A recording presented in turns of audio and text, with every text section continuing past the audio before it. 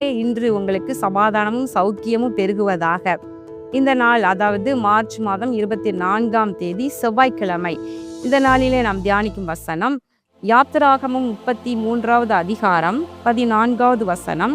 என் சமூகம் உனக்கு முன்பாக செல்லும், நான் உனக்கு இளைப்பாறுதல் தருவேன் என்றார். தேவன் மோசேயிடம், என் சமூகம் உனக்கு முன்பாக செல்லும், நான் உனக்கு இளைப்பாறுதலை தருவேன் என்று சொல்லுகின்றார். பிரியமானவர்களே, எந்த நேரத்துல இந்த வார்த்தையை தேவன் சொல்றார் அப்படின்னு சொல்லி பார்க்கும்போது, நம்ம இதுக்கு முன்னாடி உள்ள அதிகாரங்களை வாசிச்சு பார்த்தா நல்லா தெரியும். மலையின் மேல தேவன் மோசையோடு பேசி கொண்டிருந்த பொழுது 40 நாட்கள் மோசே அங்கே இருந்தார்.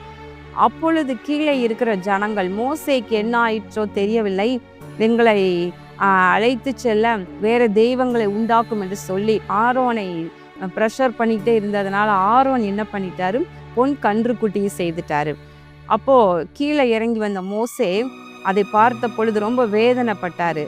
ஆண்டவரும் கூட அதை பார்த்து மிகவும் வேதனைப்பட்டார், கோபப்பட்டார். அப்போ